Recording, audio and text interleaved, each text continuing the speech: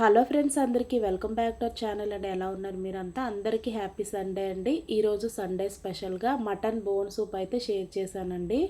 మేకకాళ్ళ పులుసు, ఇలా మీ ఏరియాకు తగ్గట్టుగా ఒక్కొక్కరు ఒక్కొక్కలాగా పిలుస్తూ ఉంటారు. షేర్వా, మటన్ షేర్వా అని కూడా అంటారండి.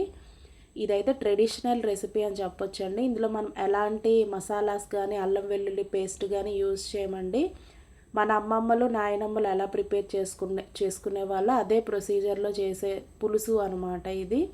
దీనికి వచ్చేసి మేక కాళ్ళు, అలాగే మటన్లో బోన్ పార్ట్ అంతా తీసుకున్నానండి. ఓన్లీ కాళ్ళతో కూడా చేసుకుంటారు, నేనైతే ఇక్కడ బోన్స్ కూడా కొంచెం తీసుకున్నాను. ఫస్ట్ అయితే ఒక కుక్కర్ తీసుకోవాలండి. ఇది ఈజీగా చేసుకునే రెసిపీ అనమాట. ఫస్ట్ ఉడికించి మళ్ళీ దాన్ని పోపు పెట్టుకొని ఇదంతా కాకుండా సింగిల్ పార్ట్ రెసిపీ అని చెప్పొచ్చు. కుక్కర్ ఒకటి తీసుకొని ఆయిల్ వేసుకున్నాను. అందులో ఉల్లిపాయ పచ్చిమిర్చి వేసుకోవాలి ఫైన్గా చాప్ చేసి. కొంచెం ఫ్రై అయిన తర్వాత కరివేపాకు వేసుకోవాలి ఇందులో.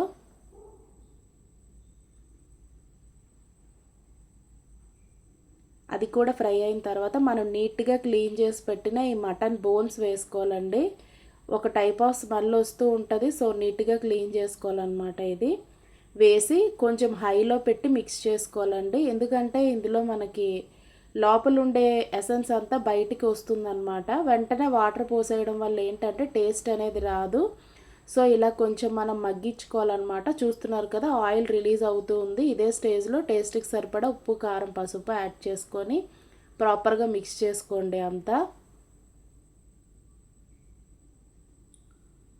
ఉప్పు కారం వేసిన తర్వాత కూడా కాసేపు అయితే మగ్గించుకోవాలండి, వెంటనే వాటర్ పోయకుండా.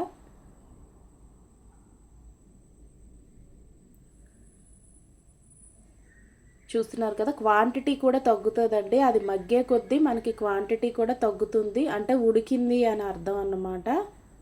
కాసేపు అయితే మూత పెట్టేసుకోవాలి, ఒక 5 మినిట్స్. ఇదే స్టేజ్లో మనం మూత తీసేసి ఒక 3 టమాటాలు అయితే ఫైన్గా చాప్ చేసి పెట్టుకున్నానండి, అవి యాడ్ చేసుకోవాలి ఇందులో మనం అల్లం వెల్లుల్లి మసాలా స్పైసెస్ ఏమీ వేయలేదండి. ట్రెడిషనల్ వేలో చేసే రెసిపీ అన్నమాట ఇది. ఇలాంటి రెసిపీస్ ఇలానే తినాలండి. ఎక్కువ స్పైసెస్ వేసుకొని హెల్దీ కోసం చేసుకునే రెసిపీ కాస్త మనం అన్హెల్దీ చేయకూడదు. ఇదే స్టేజ్లో చింతపండు పులుసు వేసానండి కొద్దిగా, చాలా తక్కువ వేసి కొంచెం వాటర్ వేసి కొత్తిమీర ఫైన్గా చాప్ చేసి వేసుకోవడమే అండి. ఒక హాఫ్ గిన్నె వేసి ఉంటా అండి చింతపండు పులుసు, అంతే, ఎక్కువ వేయలేదు. ఇది చేసేది రైస్లో కాబట్టి ఇలా వేసానండి. లేదు మీకు చింతపండు ఇష్టం లేదు అనుకుంటే టమాటా ఒక్కటే వేసుకున్నా సరిపోతుంది. నేను చేసేది రైస్లో కాబట్టి చింతపండు వేసాను. 3 విజిల్స్ పెట్టుకుంటే సరిపోతుందండి, ఎందుకంటే ఇది బోన్ పార్ట్ కాబట్టి ఈజీగా కుక్ అవుతుంది. అదే మీకు ఓన్లీ ఫ్లష్ అయితే కనుక ఈజీగా కుక్ అవ్వదండి. 3 or 4 విజిల్స్ ఇచ్చుకుంటే పర్ఫెక్ట్గా ఉడికిపోతాయి అన్నమాట ఈ బోన్స్ అన్నీ కూడా. చూస్తున్నారు కదా, ఇది చాలా మంచి రెసిపీ అని చెప్పొచ్చండి. మన బోన్స్ స్ట్రెంగ్తన్ కావడానికి, అలాగే వీక్గా ఉండే వాళ్ళకి, మోకాళ్ళ నొప్పులతో సఫర్ అయ్యే వాళ్ళకి మంచి రెమెడీ, అలాగే మంచి రెసిపీ అని చెప్పొచ్చు. అలాగే ఇది చపాతీ, రైస్, రోటీ దేనిలోకైనా బాగుంటుందండి.